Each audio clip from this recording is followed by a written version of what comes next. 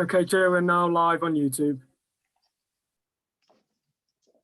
Thank you, everyone. Good morning and welcome to this morning's meeting of the Cabinet.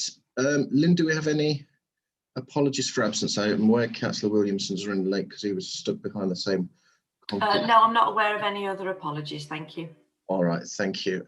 Do I have any interests, any disclosable pecuniary or personal interests or non-disclosable pecuniary interests that anybody needs to make? Don't see anybody furiously waving. And then if I can take receive and approve as correct record the minutes of the previous meeting, I'll happily move those. Can I have a seconder, please? Why can I not see any pictures? Oh, I've got loads. Thank you, Rachel. Are we all happy to approve those as a correct record of the minutes? Thank you. I think so. No questions or comments. Excellent. Just a rather menacing view from Councillor Williamson. All right then, if we can move on to item 4 then. I don't have the correct papers. Who's taking that? Is it? Just bear with me a moment. Rachel, if you are. Who's presenting? Why is everybody pointing different directions? Carol? Hang on a minute, one moment, because Ruth's brought me an agenda from February.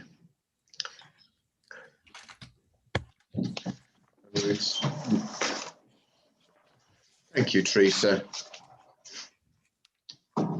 Right. Ruth, you're sacked.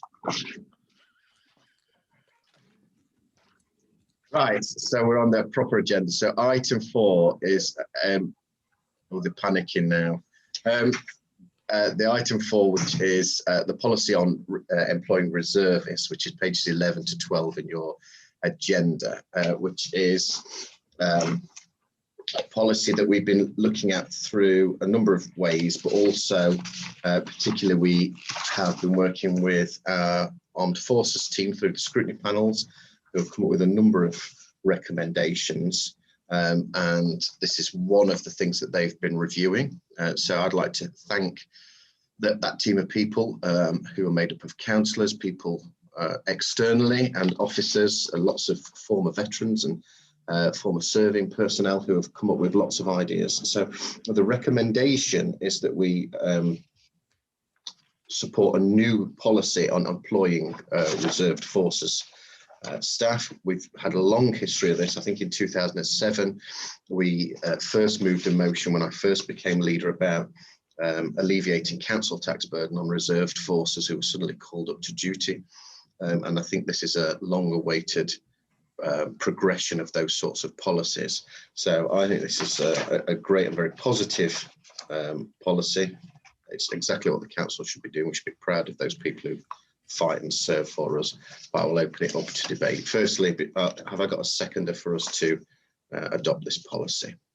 Thank you, Rachel. Does anybody wish to speak, ask any questions, take anything forward? I can't see anybody waving madly. Good. I think we all think this is the right thing to do and absolutely a no-brainer. If nobody's waving, then I will happily move to the vote. So all those in favour of accepting the report then, please. I can see we are unanimous, although I can't see Councillor Hollis, but I assume he's going to vote. If not, we've had enough to vote. Okay, we'll move on to item 2 then. Item 5, sorry, second item on the agenda. And that is the 21 forecast outturn for the General Fund Housing Revenue Account and Capital Programme at January 21. And that is for Councillor Madden to take, please. Good morning, Chair. It is with pleasure that I put forward this. The report details the forecast outturn position for the financial year 2020/21 as at the end of January 21, compared with the latest approved budgets for the General Fund, the Housing Revenue Account and the Capital Programme. The general fund is currently forecasting an underspend of £576,000 against the latest approved budget, after a forecast net transfer to earmarked reserves of £1,659,000. Table 1 shows a directorate forecast underspend against the budget of £1,575,000, which is predominantly as a consequence of the additional COVID grant tranche funding, £2.327 million, being recognised in the revised budget. Section 1 of the report provides details of forecast of under and overspends by the directorates. The forecast transfer to reserves includes the transfer of an unutilised COVID grant to reserves for COVID-related pressures occurring in the financial year 2021/22. Section 2 of the report details how the COVID grant and the sales fees and charges compensation has been used to cover additional COVID-related expenditure and losses of income. This position will be updated as further expenditure and losses materialise for the remainder of the year. Section 3 provides details of the delivery of the general fund budget savings to date. 97.8% of the £987,000 savings have been confirmed as delivered or deliverable. The £22,000 not deliverable are largely related to COVID. Section 4 sets out the proposed budget adjustments to recognise further additional grant and contributions received in year since the previous report to the Cabinet. We move on to the Housing Revenue Account, HRA. It's currently forecasting an underspend of £1.3 million against its revised budget, increasing since the previous reported forecast underspend of £114,000. The main reason for this increase in underspend is due to the reduction in the forecast HRA contribution to capital schemes this year. The COVID-19 lockdown and restrictions have led to some capital schemes now being completed in the next financial year. Section 5 report provides further details of the forecast underspend in the HRA. And Section 6 shows all HRA budgeted savings for the financial year 2021 have been delivered in full. Move on to the capital programme in Section 7, which provides details of the revised 2020-21 capital programme as considered by Cabinet on the 23rd of February this year and approved by full council on the 4th of March. The outturn report will provide details of any variances arising to the end of March 2021. So we move to the recommendations on page 23 that the Cabinet notes the current forecast outturn for the General Fund, Housing Revenue Account and the Capital Programme 2020 to 2021 and approves the proposed budget adjustments as set out in section 3.1 of the report. Over to you, Chair, for any comments or questions. Bev's on hand to help. Thank you. Thank you, Councillor Madden. Do I have a seconder for the report? Councillor Ralph, thank you very much. Councillor Barsby. All right, do we have any points to raise on this item? All right, great. Thank you, Rachel. A very comprehensive report. Unless you wish to summate, we'll move to the vote. That's it. Thank you very much. All right, thank you. So all those in favour of accepting the report as printed? Thank you very much. We are unanimous in that. Right, so then we go on to item 6. Am I on item 6? Item 6, which is the Leisure Transformation Programme, which is pages 39 to 42 of your report, one that we're very excited to have. And it's where I've come from this morning. Councillor Barsby, please, to present. Thank you, Leader. And yes, on this report is to update Cabinet on the progress with the Leisure Transformation Programme, including progress regarding funding applications to Sport England and the D2N2 Local Enterprise Partnership. I am pleased to note the progress with the funding to the tune of £3 million, 1.5 million from D2N2 Local Enterprise Partnership and 1.5 million from Sport England for funding towards the new 15.5 million Kirkby Leisure Centre development. The funding will go a long way in supporting the project, which will bring facilities such as swimming pools, a climbing wall, adventure play to Kirkby. Works have commenced on site and foundation piling is currently ongoing, with superstructure due to commence during the week 10th of May 2021. The council has also received a further 265k from the Department for Culture, Media, Sport, DCMS, via Sport England for revenue support regarding the reopening of the leisure centres in line with government guidance.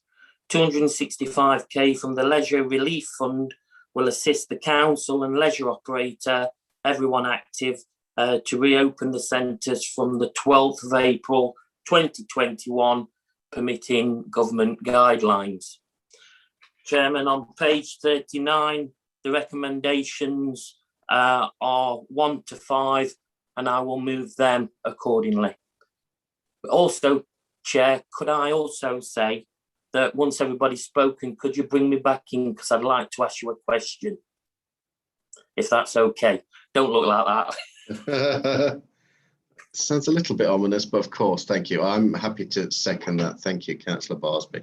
I think we should be incredibly proud that we've managed to deliver an enormous facility. It's one that Councillor Williamson and I were just visiting this morning, which was while the meeting was a little bit late, because we were studying what will be the new sports hall, looking at them starting to excavate the 2 pools when an enormous concrete delivery arrived and we were stuck on site. But it's incredibly exciting, and we've been able to do that for 2 reasons. One, because I mean personally, members of the cabinet and senior officers have worked with Sports England and the Local Enterprise Partnership to bring in £3 million of additional funding. And of course, we changed the location, which instead of buying another piece of land for almost £1 million, we were able to use our own land, which meant that all in the round, we've saved £4 million, which is going to deliver a state-of-the-art facility. I think we should be incredibly proud of that. It's a really exciting time for sports and leisure across Ashfield, because of course,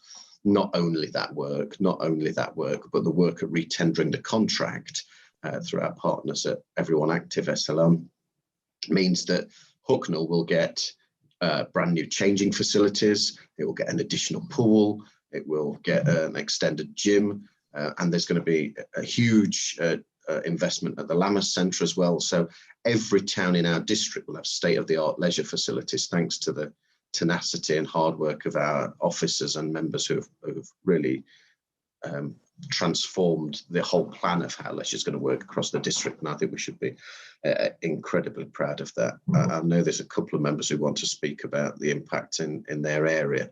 I'll call in Councillor Madden first. Thank you, Chair. You beat me to it. I was going to be extremely happy to second these recommendations because, as you know, John Baird and myself were lobbying since 1999 when we were first elected onto Ashfield District Council for this sort of facility.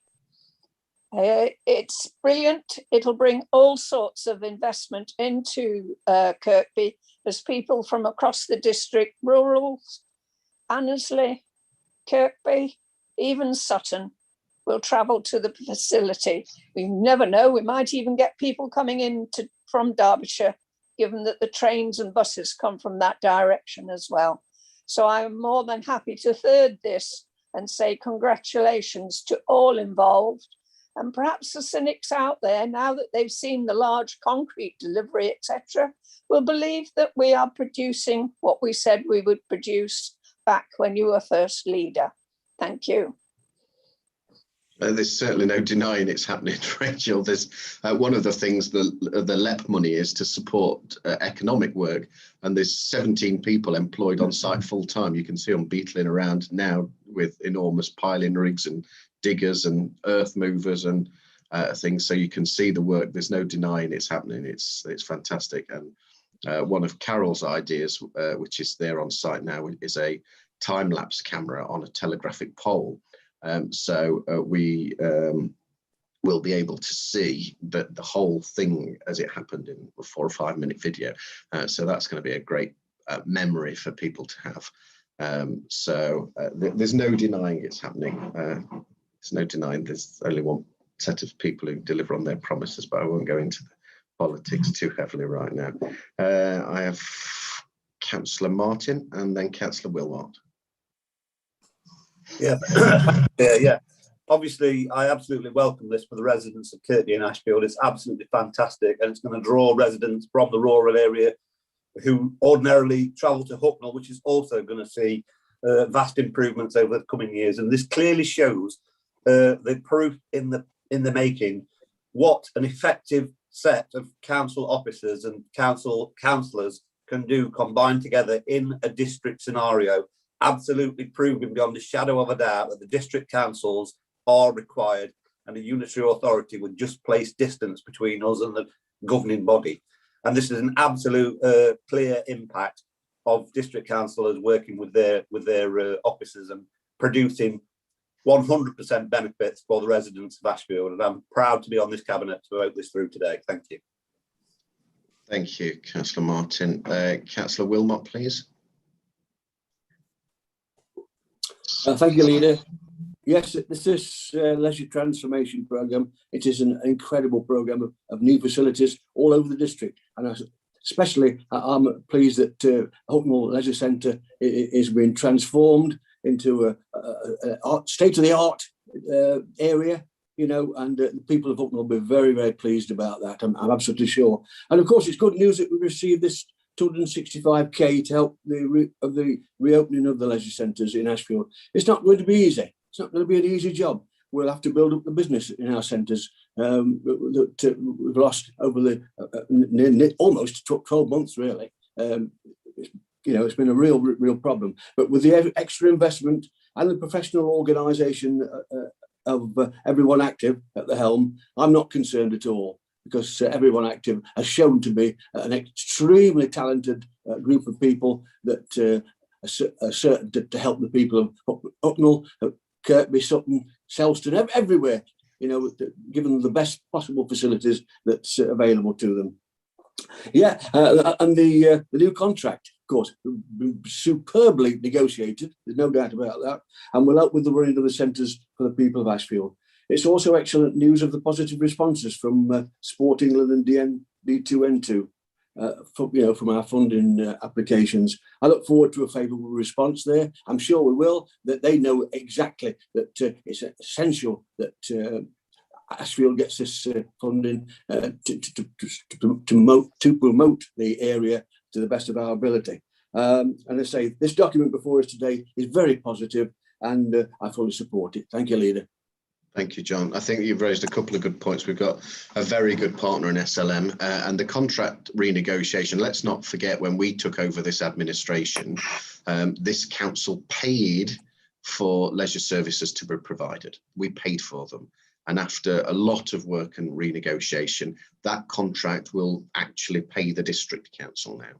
And not only that, it will provide enormous capital investment to the Lammas Centre, but most notably to Hucknall, where there'll be a huge gym extension, where there'll be a brand new changing village, because the changing rooms at Hucknall are awful, and an additional pool.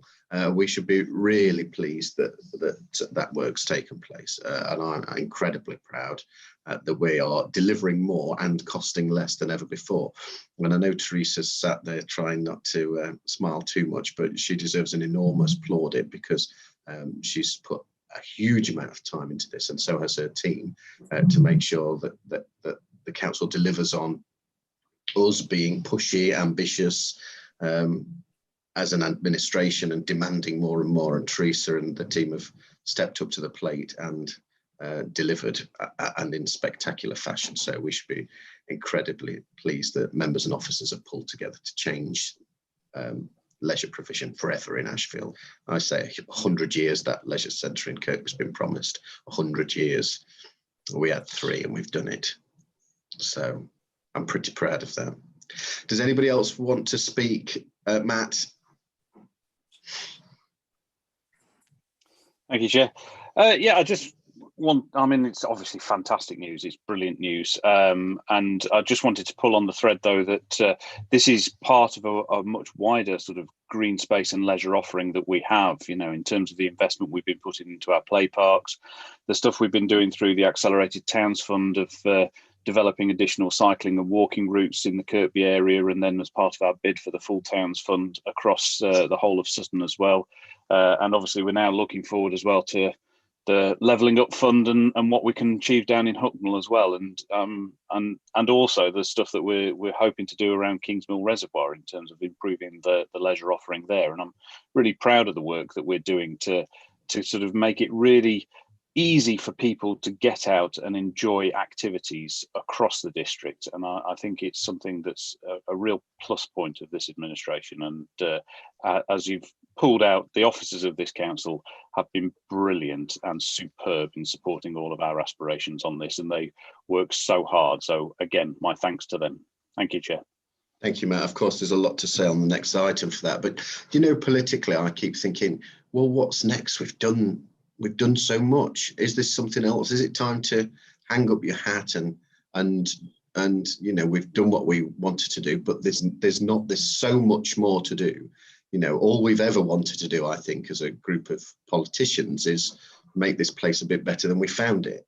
But every time we keep improving it, there's another improvement. And I think the people of Ashfield deserve the very best that we can deliver. And we keep striving and changing and adapting things and then wanting something more and more and more. And that's exactly what people deserve. So I don't think there's a cause for us to stop yet, because there's so much more that we can do to make Ashfield better. I don't see anybody else waving at me, but I'm aware Councillor Barsby wanted to come back at the end. Do you wish to say, Councillor Barsby?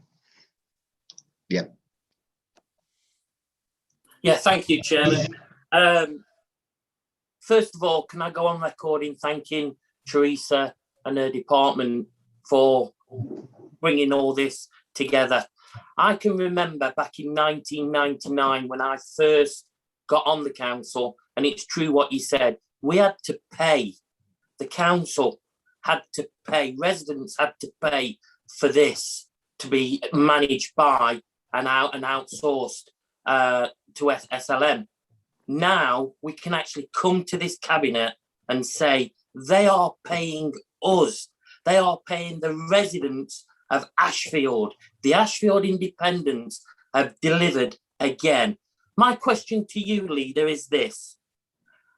Having your own personal experiences with the council and being involved in politics, how do you really feel on delivering, being the first leader to open new swimming pools, to build new homes, family homes within the district?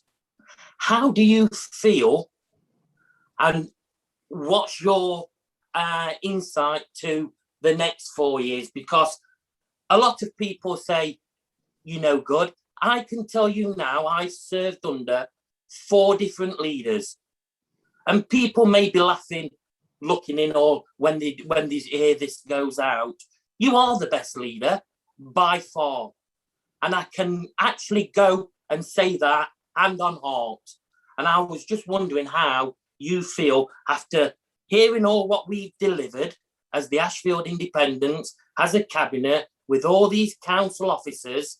I have never ever felt such relief to be involved with a cabinet and officers since 1999. Thanks, Leader. Thank you, Keir. Oh, I don't know how you follow that. So if anybody wants to cement their position in the cabinet, that's how you do it. In seriousness, look, I'm delighted. I love this job. I love that it's not easy. I love that it's a hard job, and I love that the residents of Ashfield challenge us and push us and criticise us, because it makes us better. And we've always been, open and transparent. We're not some big political party. All of you live around the corner from where you represent, from your residents. And I love that it's hard, because look what we've done.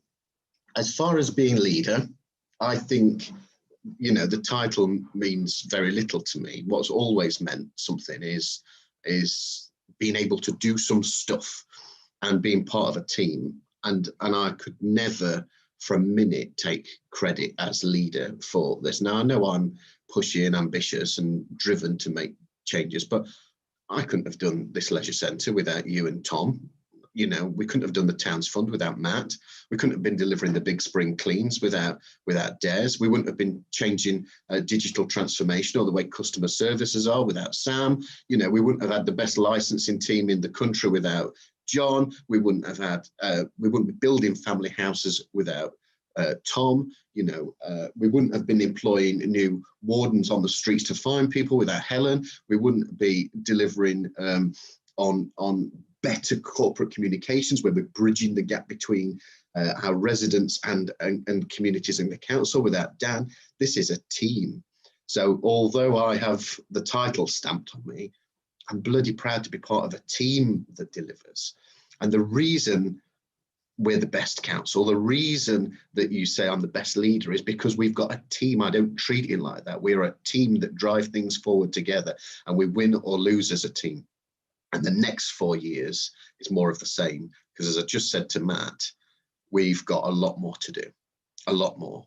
And the residents of Ashfield, that's why we got elected in enormous numbers, because they've just been not listened to for decades and decades. And now they've got people who they can trust and believe in. And I can literally look out my window here now and see crane rigs on the site of the festival hall. You don't have to. Dan was laughing the other day talking about a quote from The Wolf of Wall Street, which is true. That I think everything Jordan Belfort stood for was horrific, but his sales tactics. The one thing, one of the quotes he had was, "Don't judge us on our successes, judge us on our failures, because we have so few." And the Ashfield Independents are dead on that line, because we listen to people and we give a toss about what they say and we try and deliver for them. So thank you for a nice question, Keir, but it's not about me, and it's not even about us. This is about the people outside and making their lives better, and I think we try every day to do that. So thank you. Right, unless anybody else has got anything on leisure. I did try and say this would be a quick meeting, but I know there's so many things people want to talk about. I will move to the vote. It's been moved and seconded. So all in favour, please. Tom and Helen not got the cameras on. Tom has. I think we're all in favour there. We're all in favour. Thank you. We are unanimous. Okay. And then the final item, which is the community facilities investment, is on pages 43 to 48 of your agendas, and it's Councillor Martin to open, please. Yeah, thank you, Chair. Yeah, well, following on from that, this is only a small agenda item, but it's nonetheless equally as important as the rest of the strategy that the Ashfield Independents are playing out across the whole of the district. And when I say the whole of the district, I mean including every area. So I'm pleased to welcome this report to Cabinet following a motion that was passed through the Council.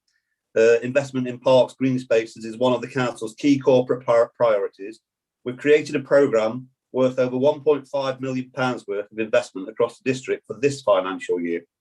The report details some of the fantastic projects the Council are working on, from the installation of new play equipment at Titchfield Park in Hucknall to the development works at Kings Mill Reservoir as part of the Mill Waters project.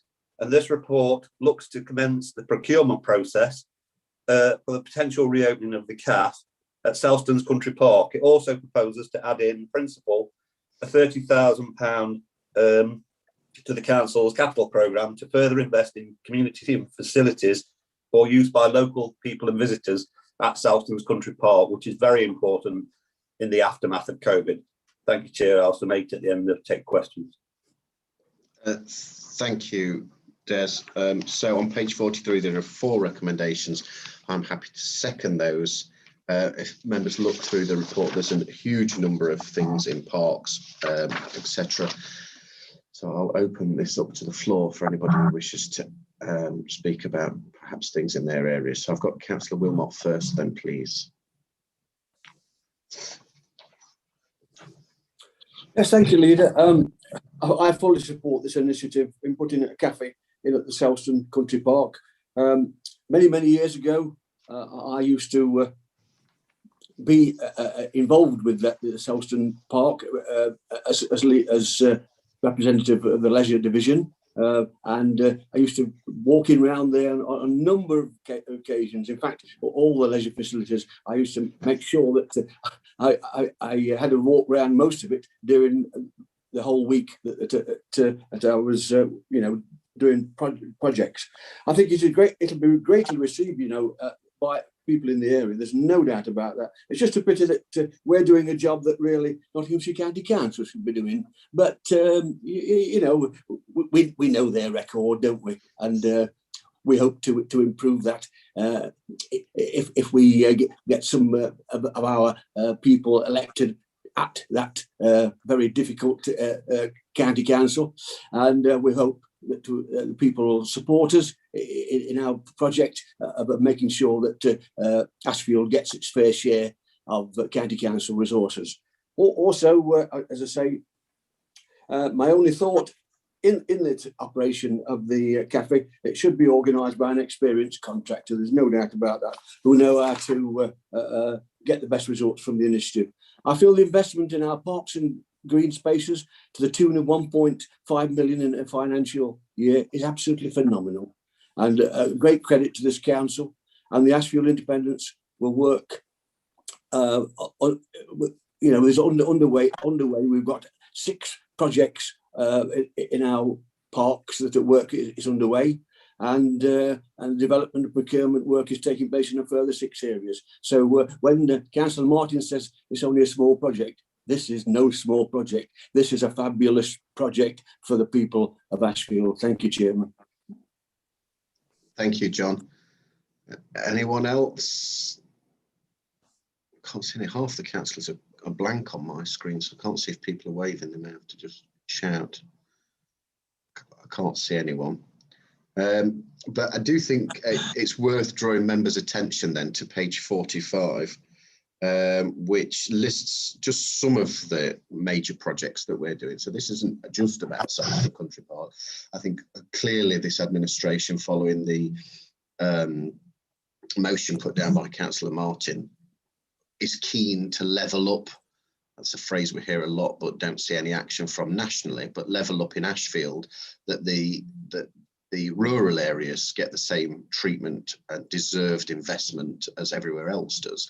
And that's something that only we have ever delivered. So there's huge potential at Selston Country Park, and I'm sure that over the coming year or so, we'll see that transformed. But also, I think it's good to talk about what Paul and Will and the team over there have done in the Place team. They've, on page 45, work underway, flood alleviation and habitat scheme at Hucknall at Titchfield Park. That's not just a nice thing to do on Titchfield Park. It doesn't just make it prettier, it also stops numerous houses on Brookside from flooding regularly, and further down the road there, which were suffering in Hucknall. Our teams have entirely managed that project. They've worked really hard on it. So there's huge work happening at Titchfield Park in Hucknall. At Hornbeam Waysole Drive, they're installing seating, bins, fencing, upgrading the paths, as well as installing the whole brand new park there. At Skegby Road Recreation Ground in Kirkby Woodhouse, we had a little look at the park that's underway there. That was a little bit delayed by bad weather, but what a fantastic new park that had been left untouched since it was first developed. At Titchfield Park in Kirkby, just down the road from me, a huge transformation there as well. The new car park is underway at Kingsmill Reservoir, and the work at Riley Recreation Ground in Sutton, just before Huthwaite there, is also mostly done. And then there's other work that's continuing. So at Titchfield Park in Hucknall, there's new equipment going in following the big public consultation event we did last summer. At Nunkagate Park in Annesley is having a huge amount of work, and so it should. It's been left for far too long. Path work, play equipment, lots of trees. You know, that's an important area for us. The Kingsmill Waters project, we are appointing contractors now for the final phase of footpath works, and that's turning into an incredible asset there where people enjoy. Lots of challenges, but it's going to be a huge success, I'm sure.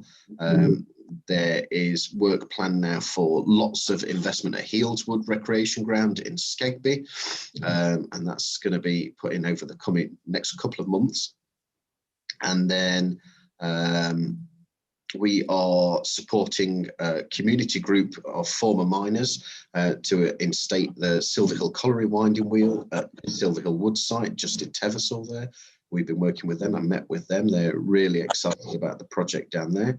And we are working on a new master plan for Welfare Park in Huthwaite as well, which Tom's been leading on, which I don't think members will know is an enormous park as well. It's probably the size of Titchfield Park in Hucknall, but because of the bowls clubs on the front, you don't see how big it is behind. So there's, and then it leads, of course, onto Rookery Park behind. So it's a huge, huge space, which we're looking to invest in. And then, of course, on that paper as well, a massive investment in Selston Country Park, thanks to Councillor Martin.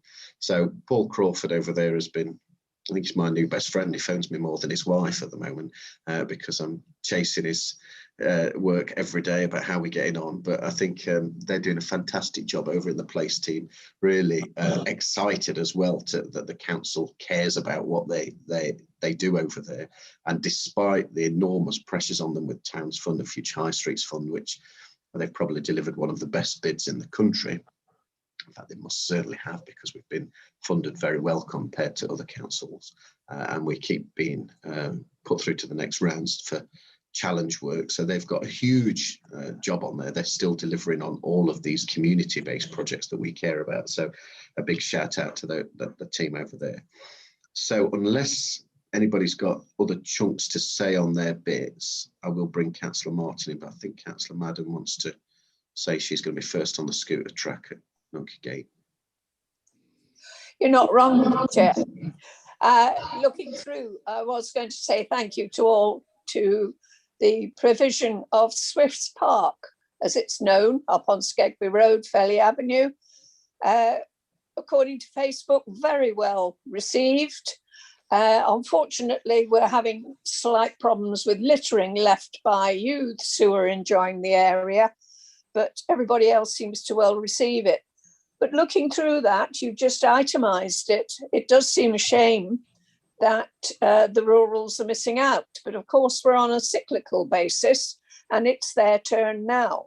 The only thing I would call for is openness and transparency, given the underlying mistrust that there is in the Selston area especially, and that things like whoever provides the food in the cafe, etc., is open and transparent as much as possible, given commercial restrictions on how much information we can give out.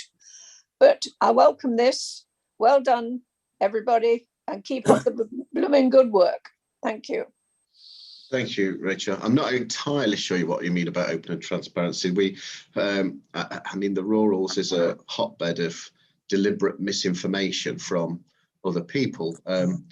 As everybody would know in this cabinet, we follow a very strict, robust, open and formal process for anybody who would want to tender. Councillor Martin wrote recently to every household in Selsdon ward, letting them know of our intention and asking anybody who wanted to come forward, anybody at all who wanted to come forward, to come and speak to officers. We won't make that decision. Officers will make that decision based on a business plan and what they can do for the communities in the rural areas. And I'm pleased to say that there's a number of businesses shown some interest already, because of course it's a great spot to be. It'd be a fantastic location. So there's a number of people that officers will be working with, drawing up business plans and seeing how they can provide a facility that we want to provide in the rural areas. And I will say, just for clarity again, all councillors are stepping back from that process, so that officers can make the decision. They know what we want. We want a good community-based facility that's open as much as possible to provide a service for Selsdon. So we've set that criteria, and then officers can deal with it. And I can assure you, as I can assure everybody else, that there's no way that we could possibly bend the rules, even if we wanted to, not that we do, because there's legal frameworks in place that have to be followed when you're tendering out for businesses like that. So despite what some people may say in the rurals, this is a very positive, open, transparent and robust process that will mean that they get the very best for Selsdon. Now, I don't see anybody else waving, so then I'm going to come to Councillor Martin to summate, please. Yeah, thank you, Chair. Thank you for all the comments. And of course, when I was referring to this as being a small piece of the jigsaw, that's exactly what it is, Councillor Wilmot. It's a very small piece of the jigsaw when you talk about 1.5 million investment. And when you look at the actual strategy set out on page 45 that Councillor Rosner has just gone through, it's incredible the amount of work. It's in stark contrast to a cabinet meeting I went to in 2016, where the Labour cabinet closed Selsdon Country Park and Fullthwaite Leisure at the same time, and it's just unbelievable the difference. And of course, it would be remiss of me not to say that this is driven as well by the dedication of our hard-working council officers in the police department team and the Paul Crawford and Sarah Daniels and all those people in that team. We wouldn't be where we are today without their support and their diligence and their balancing checks that they impose on us. Managing our expectations is what I get told quite a lot, and and they are hard to manage because our expectations for the council are very high. So it's a good balance. As far as the due diligence process for choosing people for the CAP, it worked perfectly well at Brierley. I think we had about 25 applicants altogether from across the district and probably across the county actually, and I think we've ended up with a very good deal there. I'm sure that I have every faith in the Director of Place to manage this process equally, despite all of the ripplings in Selsdon Parish, but that's normal around here. And it's an absolutely fantastic thing for Selsdon as well, because although it's only a small amount of money in relation to the rest of the district, when you look at the other projects coming up and across all of Hucknall, Fullthwaite, Selsdon, Sutton, and Kirkby especially this year, with the town's funding bids, it's just a phenomenal amount of work. And that's why I say this is only a small piece. But the biggest difference for us in Selsdon will be in the end that this was in 1979 set out as a golf course. And of course, now we're aiming to turn it into a park. I wish we hadn't have used the word country park, because the other country parks in the area are 210 acres, 680, 550. Selsdon is 22. So that's another reason why we have some of the more restrictions on this park about horse riding, etc. So I'm clearly pleased to support the recommendations I set out on page 43, and I hope you all support this, and thank you all for joining in this morning. Thank you. Thank you, Councillor Martin. So the report's been moved and seconded. Councillor Martin's very keen for us to progress this so that he can deliver something very positive for the residents of Selsdon. He's been chewing my ear off day in, day out that we need to do something better over there. And if I have Councillor Hankin and Gascoigne on the phone once more saying Selsdon's missing out, then I'd be a rich man if I got £1 for every phone call. So I think we need to progress this so that the rural members are happy that we are delivering some real change for them as well. So all those in favour of accepting the report, please. Councillor Deakin, are you voting? I think that's everyone. We are unanimous. Right, thank you very much. I do believe this is the last cabinet this side of the election because we're going to Purdo. So with that, I wish everybody standing in the election on our side good luck. On all sides, good luck. Let's hope it's a gentlemanly, clean fight. I'll see you all on the other side. Take care, everyone. Thank you.